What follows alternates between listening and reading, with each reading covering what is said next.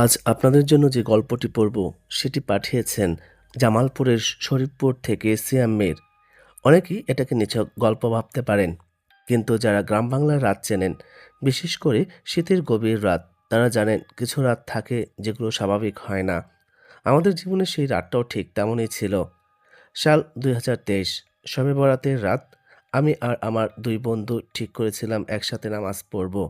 কিন্তু নামাজের আগেই পাশের এলাকায় বসা মেলায় একটু ঘুরে আসার লোভ সামলাতে পারেনি। গ্রাম্য মেলা, হালকা আলো, দোকানের ভাঙা মাইক, মানুষের গুঞ্জন আর শীতের রাতে ধোয়া ওঠা চায়ের কাপ হাতে শেখানোর উষ্ণতা, সব মিলিয়ে পরিবেশটা তখনও স্বাভাবিক ছিল। মেলা থেকে ফিরে আমরা নামাজ আদায় করলাম। মসজিদে বিরিয়ানি দেওয়া হলো। খাওয়া দাওয়া শেষ করে যখন বাইরে বের হলাম, তখন আনুমানিক রাত ১টা। শরীফপুর গ্রামে এই সময়টা অস্বাভাবিক। সাধারণত রাত ১০টা বাজলেই পুরো গ্রাম নিস্তব্ধ হয়ে যায়। শীতের কারণে রাস্তা ফাঁকা, কুকুরের ডাকও থেমে থাকে। আমরা তিনজন ভাবলাম রাত তো খুব বেশি হয়নি, একটু হাঁটাহাঁটি করি, চা খেয়ে তারপর বাসায় যাব। হাঁটতে হাঁটতে যে টঙে চা খাওয়ার পরিকল্পনা ছিল, সেখানে গিয়ে দেখি টং বন্ধ। আশেপাশে কোনো আলো নেই, শুধু দূরে কোথাও একটা কুয়াশার ঢাকা বাতির স্নান ঝিলিক। তখনই ঠিক হলো, চল কাছের একটা জায়গায় বসে একটু আড্ডা দেই। কিন্তু সেখানে পৌঁছানোর সাথে সাথেই নাকে এক ধরনের বিশ্রী গন্ধ এসে লাগলো। এমন গন্ধ যা বোঝানো যায় না। মনে হচ্ছিল কোনো কিছু অনেকক্ষণ ধরে পচে আছে। প্রথমে গুরুত্ব দিইনি, কিন্তু গন্ধটা ক্রমেই অসহ্য হয়ে উঠছিল। ফোনের ফ্ল্যাশলাইট জ্বালিয়ে আমরা চারপাশ খুঁজতে লাগলাম। প্রায় ৫ মিনিট পর যে দৃশ্যটা চোখে পড়ল, সেটা আজও ভুলতে পারিনি। যেখানে আমরা বসার কথা ভাবছিলাম, ঠিক তার পাশেই একটা কালো বিড়াল পড়ে আছে। নিথর দেহ, আর তার মাথা আলাদা। কাটা মাথা শরীর থেকে কিছুটা দূরে পড়েছিল। কাটাটা এমন নিখুঁত, যেন কোনো ধারালো অস্ত্র দিয়ে তাকে কোপে কেটে ফেলা দেওয়া হয়েছে। কিন্তু আশেপাশে কোনো ট্রেন লাইন নেই। সবচেয়ে কাছের রেল লাইনটাও ৩-৪ কিলোমিটার দূরে। গন্ধটা তখন বোঝা গেল কোথা থেকে আসছে। আমাদের একজন সঙ্গে সঙ্গে বলল, এখানে থাকা ঠিক হবে না, চল এখনই বাসায় চলে যাই। কথাটা কেউ অস্বীকার করেনি। দ্রুত সেখান থেকে সরে পড়লাম। ফেরার পথে ভাগ্যক্রমে একটা টং খোলা পেলাম। সেখানে বসে চা খেলাম। কিন্তু মনটা তখন আর আগের মতো ছিল না। কথা বলছিলাম ঠিকই, কিন্তু কারো চোখে চোখ পড়ছিল না।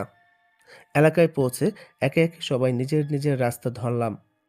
আমার বাসায় যাওয়ার পথে একটা ছোট পুল পড়ে। সেই পুল নিয়ে গ্রামের অনেক কথা শোনা যায়। অনেকে নাকি গভীর রাতে সেখানে অদ্ভুত জিনিস দেখেছে।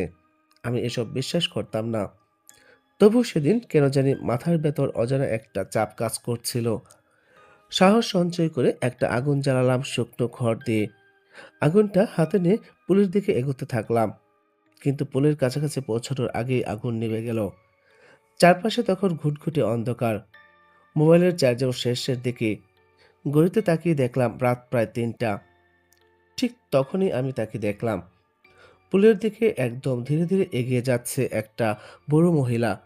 গায়ে সাদা কাপড়, একা হাতে লাঠি, মাথাটা সামান্য নিচু। হাঁটার গতি এতটাই ধীরে যে মনে হচ্ছিল ২ মিনিটের পথ পাড়ি দিতে তার ঘন্টার পর ঘন্টা লেগে যাবে। বয়স আনুমানিক ৯০-এর উপরে। কিন্তু সমস্যা ছিল অন্য জায়গায়। এই মহিলাকে আমি কোনোদিন দেখিনি। আমাদের গ্রামে এমন কাউকে থাকার কথাও জানি না। ভয় তখন হঠাৎ করে বুকের ভিতর ঢুকে পড়ল। আমি আয়াতুল কুরসি মুখস্থ জানি, কিন্তু সেই মুহূর্তে ২ লাইন পড়ার পরই যেন বাকিটা মাথা থেকে উধাও হয়ে যাচ্ছিল। জিহ্বা ভারী হয়ে আসছিল। মনে হচ্ছিল কেউ ইচ্ছে করে আমার এসব স্মৃতি চেপে ধরেছে। আর ঠিক তখনই আমি বুঝলাম এটা স্বাভাবিক কিছু না। আমি এক মুহূর্ত দেরি করিনি। সঙ্গে সঙ্গে বন্ধুকে কল দিলাম। কাঁপা গলায় জিজ্ঞেস করলাম, কি রে, তুই বাসায় পৌঁছেছিস? ওপাশ থেকে যে উত্তরটা এলো, সেটাই আমাকে পুরোপুরি স্তব্ধ করে দিল। সে বলল, বাসায় গেছি, কিন্তু আমার রাস্তার ঠিকই একই জিনিস দেখেছি। আমার শরীর ঠান্ডা হয়ে গেল। আমি বললাম, আমি আজ বাসায় যাব না, তোর বাসায় আসছে। তার বাসায় পৌঁছানোর পর তার মা আমাকে পানি পড়া দিলেন। কিছুটা শান্তি লাগলো। তারপর তৃতীয় বন্ধুকে ফোন করলাম। সে জানালো তার সাথেও একই ঘটনা ঘটেছে। তবে সে ভয়ে দৌড়ে বাসায় ঢুকে পড়েছে। তিনজনের সাথে একই রাতে একই ধরনের অভিজ্ঞতা। সেই রাতের পর থেকে আমরা কেউ আর গভীর রাতে ওই রাস্তা ধরিনি। পুলের দিকটা এখনো এড়িয়ে চলি। আর শবে বরাতের রাত এলেই আমার নাকে আজও যেন সেই পচা গন্ধটা ফিরে আসে। চোখের সামনে ভেসে ওঠে সাদা কাপড়ের সেই ধীরগতির অবয়ব। আজও আমরা জানি না সেদিন আসলে কি দেখেছিলাম। কিন্তু এটুকু নিশ্চিত জানি ওটা মানুষ ছিল না। ধন্যবাদ সবাইকে।